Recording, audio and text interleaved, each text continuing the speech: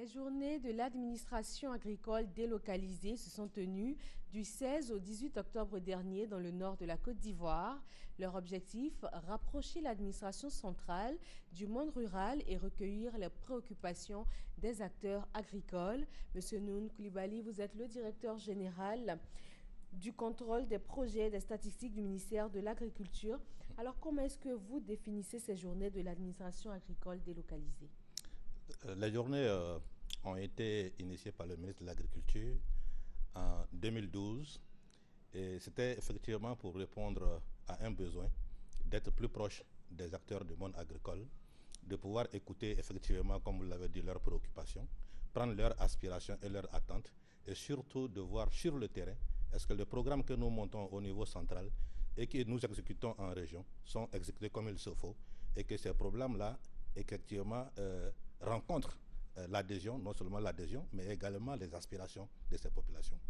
Et vous avez dit être plus proche des populations. Alors pourquoi des journées spécifiques et pourquoi ne pas rapprocher une fois pour toutes les services administratifs agricoles des paysans?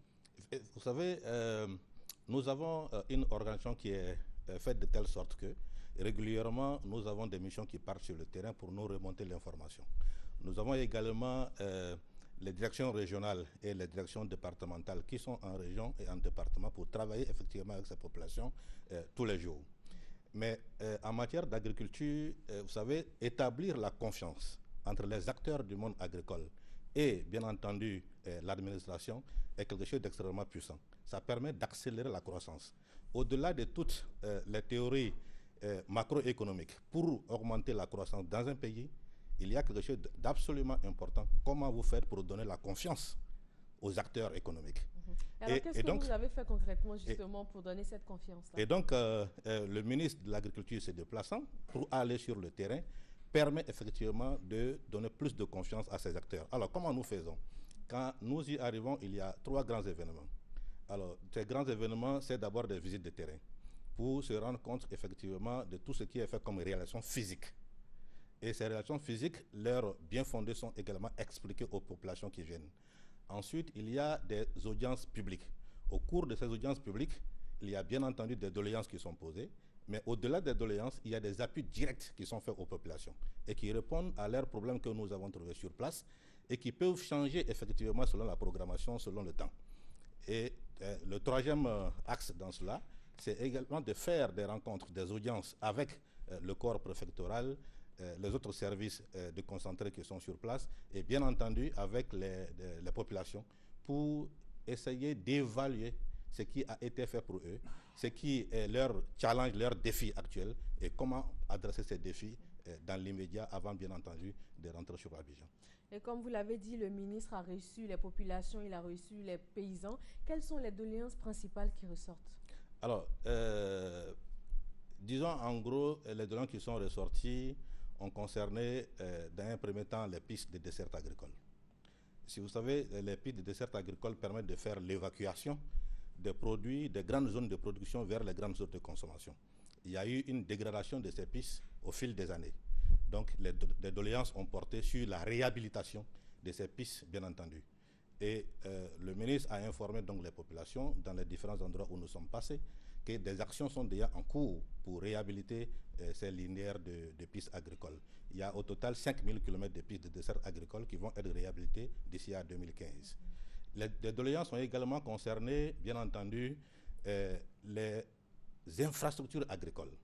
Pour augmenter la production, il faut effectivement des barrages, il faut effectivement des magasins de stockage qui permettent de servir de tampons avant l'évacuation, bien entendu, dans les zones de consommation.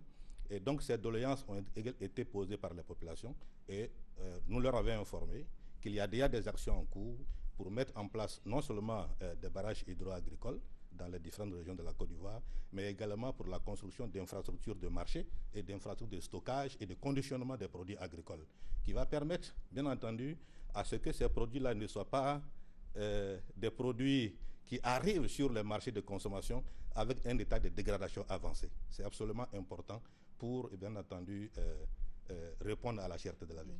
Et ça, ce sont les doléances. Vous avez parlé aussi d'appui direct, vous avez parlé d'actions en cours. Où en sont ces actions concrètement sur le terrain? Ok, les appuis directs, se sont passés, j'allais dire, il y a eu des appuis directs à Ferke, il y a eu des appuis directs au niveau de Bundiali, des appuis directs au niveau de Korogo, puisque ce sont les régions qui étaient concernées.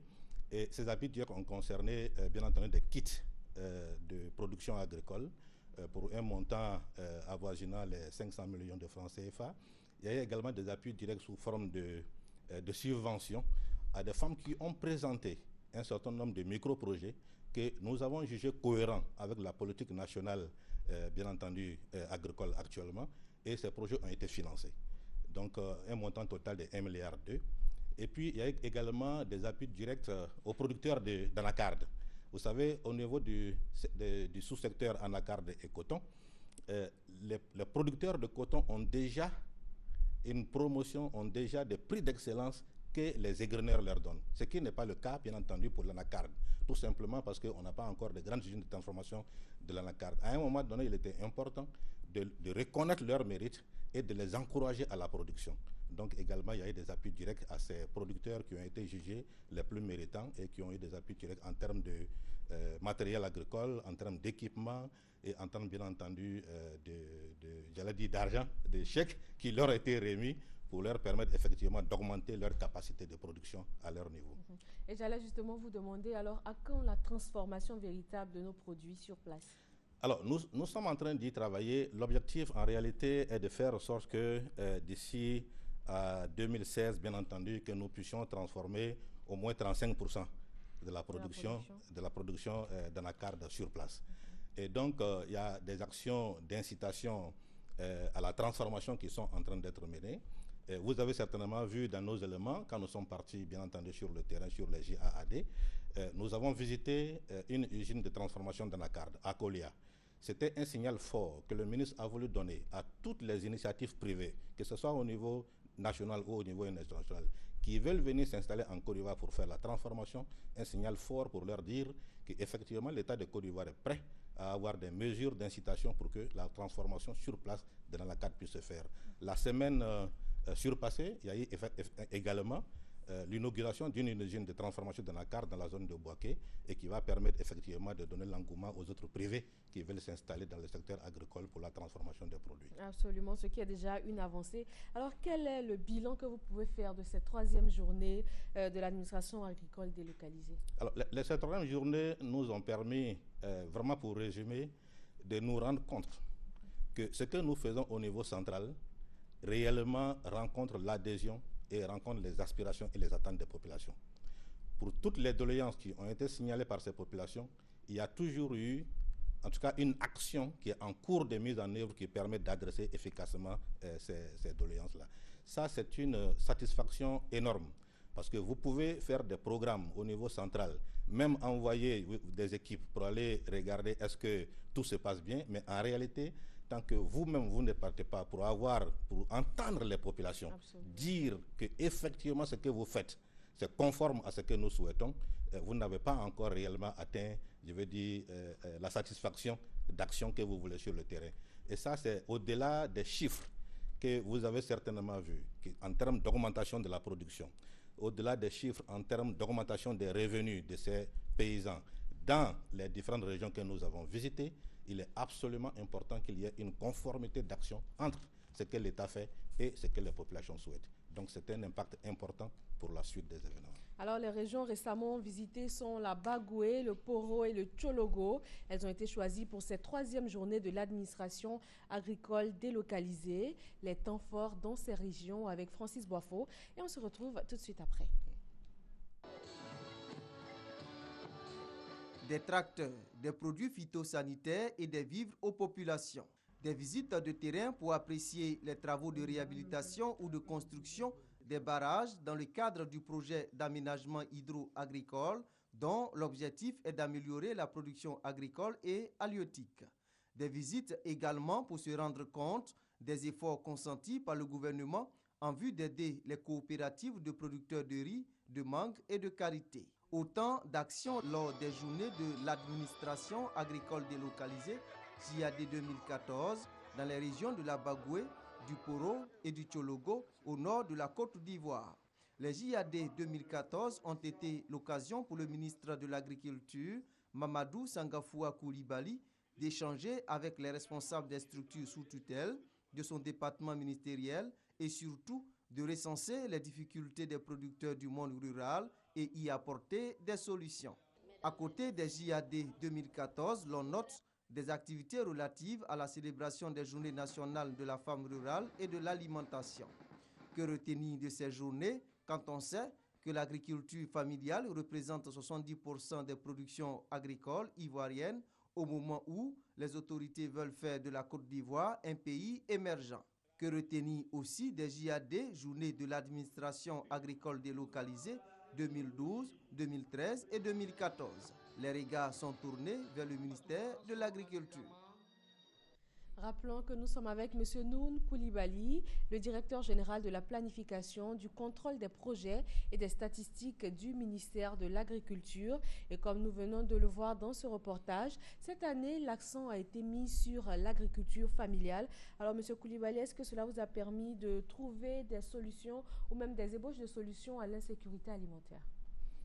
Oui, nous avons deux programmes spécifiques qui aujourd'hui adressent directement la question de l'insécurité alimentaire. C'est le fonds vivrier, je l'ai dit tout à l'heure, qui permet effectivement de sélectionner un certain nombre de micro-projets.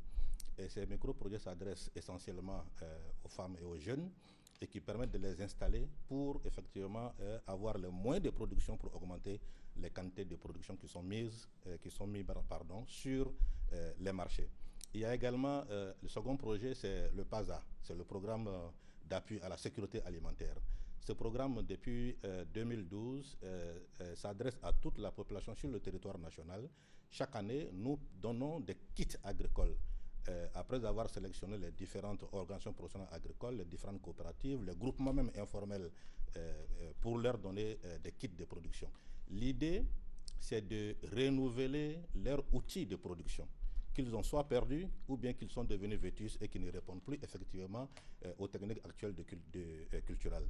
Donc nous leur donnons ces kits-là pour leur permettre effectivement de booster la production. Et vous avez vu qu'en 2013, la production vivrière a augmenté de 12% par rapport à son niveau de 2012. Oui. Particulièrement si vous regardez au niveau du riz, où nous avions seulement 550 000 tonnes de production de paddy.